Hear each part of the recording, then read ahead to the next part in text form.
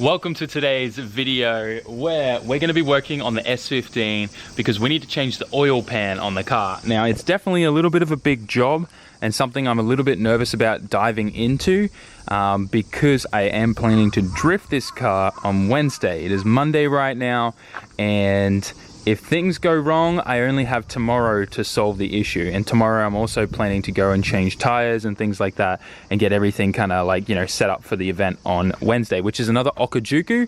I'm really loving recently how many drift days I'm getting. I have literally been driving and getting seat time in drifting for at least one day every week in the last 4 weeks. So at this current rate, we are definitely hitting and checking off that goal for 2020 of getting as much seat time as possible. And with the plans and the things that I'm putting into motion right now, we're going to be getting even more seat time than what we're getting right now, including like little camping trips and stuff where we're going to be drifting for 3 or 4 days straight, which I'm super excited about. So anyways, let me go get the new oil pan. Let me get this car jacked up in the air so I can show you why we're changing the oil pan, because this one already does have an extended Greddy oil pan on here, but there's a big problem with it.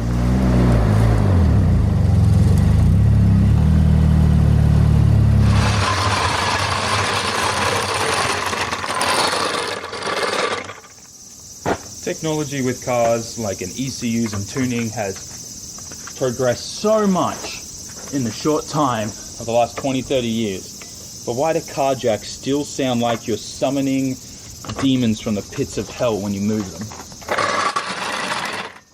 So now that I have everything set up and the car on jack stands, you can really see that we've got a little bit of a leak issue here. And this is because this is the biggest issue with these Greddy oversized oil pans. Now they can be repaired, but you've got to take the whole thing off. But essentially, this always strips out. It's cast alloy. The way that the threads are tapped in there is just not good quality. And after you change your oil a fair few times, like literally you do not even have to like crank on this bolt tight at all and it will strip. It's a very common issue with pretty much these style of oil pans, oversized oil pans. So I really recommend, if you do have one of these, just be super careful when tightening up the bolt that goes in there.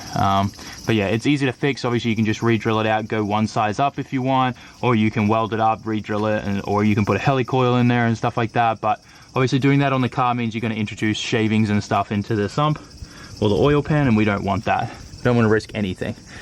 And overall, it's not like the prettiest looking oversized oil pan, especially when you compare it to what I have in the box here, which is by far way more superior.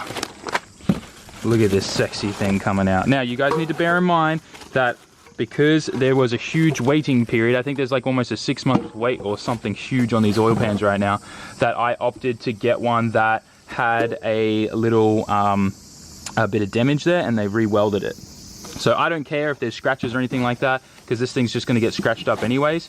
But this is the Tomei oversized oil pan. It's made from stainless steel. It's all been TIG welded. The flange is perfectly machined flat.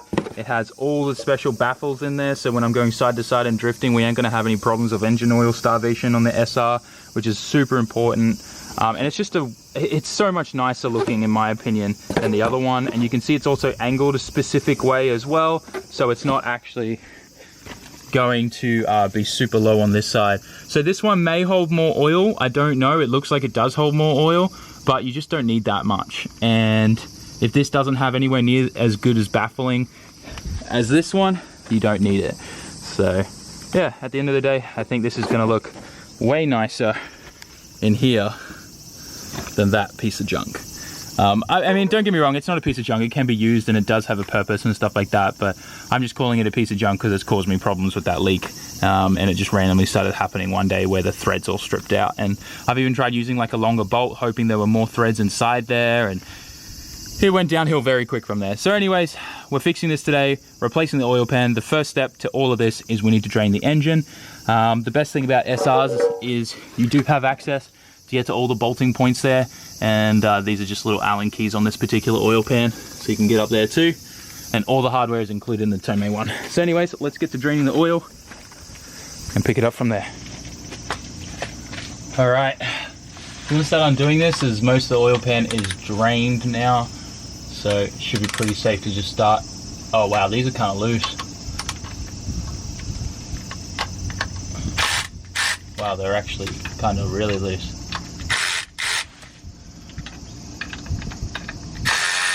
Surprised my oil pan wasn't leaking. I guess it's just held on with RTV.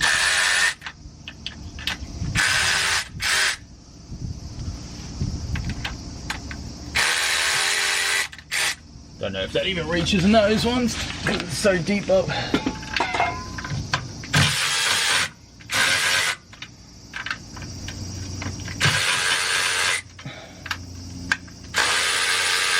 Alright. I need an extra long Allen key for there.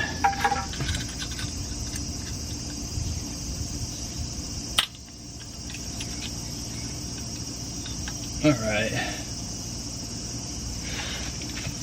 It's so hot today. I think I checked the temperature before, and what the weather report said was in the shade it's 93 Fahrenheit, 34 degrees Celsius. So in the sun, where my legs and rest of my body is hanging out, it feels way worse. Gotta remember to keep my fluids up today, that's for sure. Got the RTV to kind of give away a little bit. Oh boy. Oh boy. This is gonna make a mess. This is gonna make a real big mess.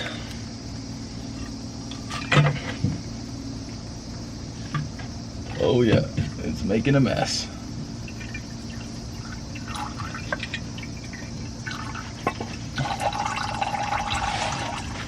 Overall though, it looks really nice inside this.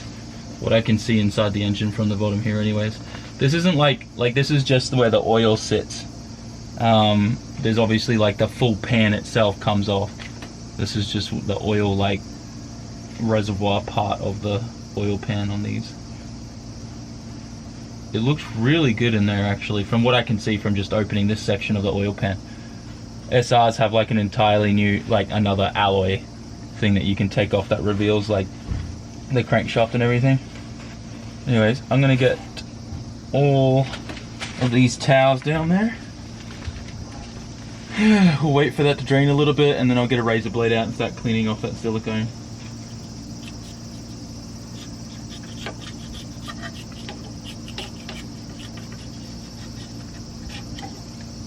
I'm now at the stage where I'm about to fit the Tomei oil pan to the engine. And I have to say it is a little bit more trickier than the old one, because you have to have 4 studs on the side here and get in under there with a nut and washer on these 4 bolting points here. The rest are all 10mm bolts, just like the OEM factory one. The reason why you have to use the studs obviously is that you have this extended sump section here, so you can't get a bolt through there unless it's like cast and you got the channel all the way through like the old one. So I'm just going to spread this RTV a little bit more around with my finger, and then we're going to put this thing up, and hopefully it won't go too difficult with these studs and bolts, and we should be able to just get it all in there. So things went pretty smooth with the install. It did take a bit of time to just, you know, line up the nuts and the locking washers on the 4 side bolts on either side of the oil pan. But once I got those on, I used the jack to hold the oil pan in place too. But yeah, once I got those on, it was pretty much all smooth sailing from there. And everything's all nice and tight now. Torque to spec. Tomei provides all the torquing specs for these 10mm bolts as well, so you know, you can make sure that you don't over tighten anything or break your block, because these are the block on the SRs is made from alloy, so you don't want to over tighten things because you will strip them out, just like the issue itself with the old oil pan, the old gritty oil pan. All right, so we're gonna let the silicon dry. I'm going to pack up all my tools. I am going to put the little bung in though for the sensor, because I do have an oil temp sensor port here, which is really handy as well, which we'll use in the future, I'm sure. But for now, I'm going to let this silicon dry. I'm going to go to Up Garage. I'm going to go get some new oil for this, because I just realized I'm fresh out. I need to start buying it in bulk from like a supplier over here or something, so I have like, you know, 20-litre drums of it or something out the back. I don't know. Anyways, Everything looks good. All the silicon's on there. We want it to dry before we fill it up, just so it 100% seals. I don't want this thing leaking at the track. But this just looks so much better. Like, look at this, guys. Just look at how sexy the Tomei stainless steel extended oil pump, extended oil pan, oil sump looks up there. It looks so much nicer. And the best thing is, stainless steel. So if you hit this, it's most likely going to dent it or scratch it. But if you hit an aluminium one, it's most likely to crack and break. So this one's generally a lot stronger. It also looks nicer. And the best thing is, they have proper bungs welded in there so that are made from stainless steel as well. So it's very difficult to strip those out. What I wanted to actually do was show you guys this old pan and how badly it's stripped out. Like I said, this is a huge failure point on these. It's a very common issue. Everyone who has one of these oil pans normally has this problem. They RTV it in. But you can really see here just how stripped out those are. And there's only 2 threads at the back there, 2 to 3 2 threads, maybe 1 thread left there. That's good. And this happens on every single one of these pans. There's a lot of fake copy ones out there that are even worse than the original Greddy ones. And the biggest thing that I was worried about were the shards, like the little pieces of alloy getting stuck in the oil pan from that stripping out. And I was right to be concerned because I found these in here, which are little like tiny slithers of aluminium from the bolt holes stripping out. You can see like they're little rolled up pieces of alloy. So I'm really glad that none of these got in my engine. It's the best thing about the pickup on these SRs, has a nice like filter screen on them like most pickups, but also they didn't seem to get past the flapper in here. So these use like an old metal style kind of hinge flapper, as in the new Tomei one that I put in has the rubber style one. So definitely think that the one that's in there is a much better oil pan to have over that one with all the issues I had with it. I definitely think this one holds more oil though, but who cares at the end of the day? As long as the baffle system works in there, you don't really need the extra oil. So that's pretty much where I'm going to leave it. We're going to go to Upgarage, get new oil. I'm going to clean up everything. I also want to finish installing my water sprayers today. So I have the hosing here for the water sprays and the tank that I have in the back and the Okachan water spray meter. So that's all going to be hooked up for the next drift event, and we'll be able to see that in action. At a certain RPM, it will trigger the water sprayers constantly, spraying on the radiator and the oil cooler. So I have these nice little sprayers here, just garden sprays from the home center that I'm going to set up on this line, and then there's another line in here somewhere down here. Nope, that's my horn. You're gonna have to believe me. There it is. There's the other one. So yeah, we'll hook them up on these, and everything will be nice and cool at the next drift event. Water sprayers is key, especially when you're like a skid pan kind of day. All right, so let's pack this up and get to Upgarage for some oil. You guys should already know what this is. On our way to Upgarage, we made a quick stop at Starbucks. Should be there in probably another 10 minutes and we'll go get that oil. The reason why I go to Upgarage for oil is it's pretty hard to find like fully synthetic good, like, you know, high performance oil at just like your generic yellow bat, auto backs or yellow hat and stuff like that here in Japan. So I prefer to just go straight to Upgarage because I know they always have it. They always have it in the thickness that I want too, which in summer here in Japan, we all run 15W50 in our SRs. Because it gets really hot over here, and in summer it's just the best oil to run for that kind of stuff, fully synthetic, high performance oil. In winter we generally run 10W40, so it's not that much of a decrease, but it just, you know, helps things out when it's colder. Anyways, pick it up once we get there. Well lads, we have arrived. I'm going to definitely take a sneaky peek at all the wheels that they got there, see if anything new came in. But for now, let's go do some oil shopping. So this is the oil that I'm going to grab, and luckily they have 1 tin left, and they have these little 1 litre ones here.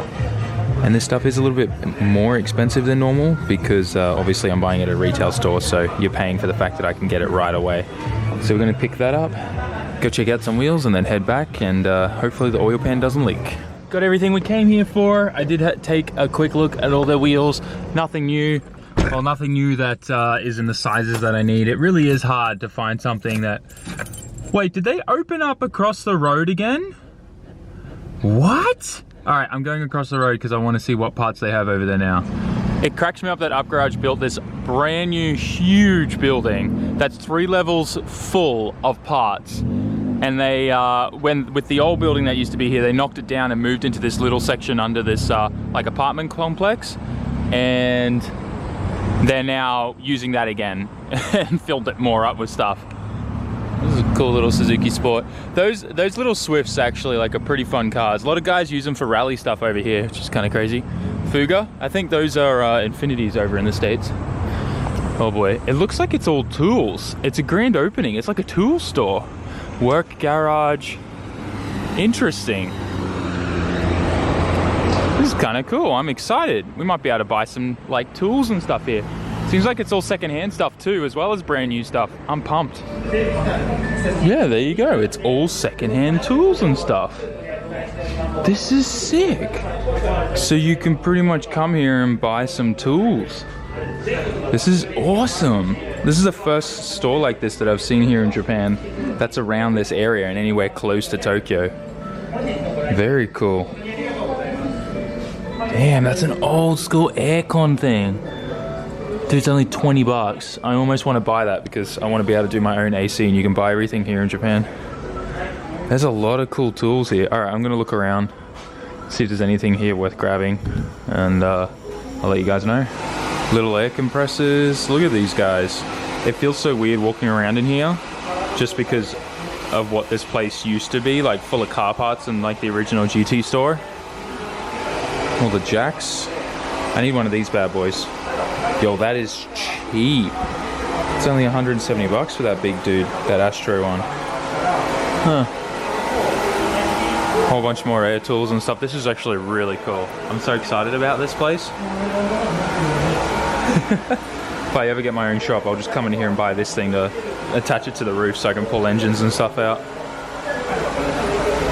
What is that? It's like a nail gun of some kind? Yeah, it is. It's like the barrel. Well, the ammo, whatever. You know what I'm saying. Anyways, there's lots of stuff in here that chainsaws. If we ever need to replace the motor on the GoPed, we can just grab one of these, get a still on there. This is sick. It may not seem to you that it's like a super cool deal that Up Garage is now selling secondhand tools. I think they kind of always have had like some secondhand tools in Up Garage stores, but the fact that they now have a dedicated store for it, it's a pretty big deal for me because in Japan, it's hard, like tools aren't that cheap to buy, especially electric ones or air ones and stuff like that. So having a secondhand tool store there, it's actually gonna be very handy, and sometimes it may get me like, you know, out of trouble. If I need something desperately and I come there and they've got the tool that I need to get it fixed, then win. And I have to say, pretty pumped right now because 32 GTR is right there next to mine, so that's pretty sick. Geez, I did not realize that popping that pimple was gonna make my face welt up like that. Look how clean this thing is.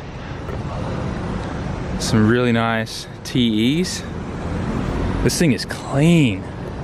Very nice. Paint looks amazing. Recaro seats. Oh, wow. Look at the rear parcel shelf here and how clean. Oh, you can't see it, but it is so clean. This car looks like it's been in a garage all its life. Such a nice GTR. This time, we're really leaving. Let's get home and fill that SR up with some good oil. So back home now, and I got the S15 back on the ground and ready to fill up with oil. And I showed this to you guys a while back, but ever since living here in Japan and learning off like people at Yashio factory and stuff, the mechanics there, they always use this for filling up cars with engine oil. And it's seriously a game changer because you just no longer have to worry about spilling oil whatsoever. You can always measure the perfect amount there on the side of the bottle. I don't know if the camera can show you there, but you can see all the measurements there. And all you do is just dump all the oil in there, and if there's a little bit left over, you put the cap back on, and it keeps everything fresh. There's even a little cap that goes and screws on the end, and this will forever be my oil jug. So whenever I top up engines with oil, I use this, and it's seriously a game changer. No more need for Jimmy Oak style. Just go on Amazon, get yourself this thing. They're like $10, and they change your life, trust me. There was no ASMR coffee today, so how about ASMR oil?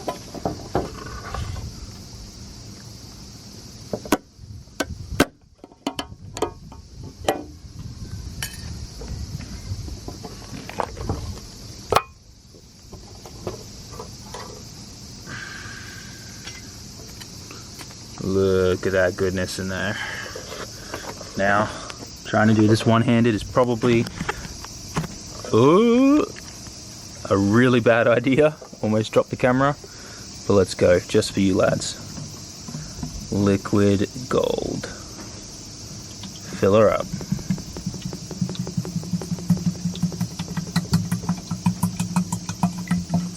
I hope that satisfies your ASMR coffee needs. Let's go. This is what I mean, guys. You can never make a mess if you use this. Well, I mean, as long as you put the tube in the hole, I guess. Seriously, changed my life. Every now and then, it doesn't matter how good you are at pouring oil into engines, you do spill it, at least for some stupid reason. So this just takes all of that away, and you're able to pretty much nail it every time and not make a mess.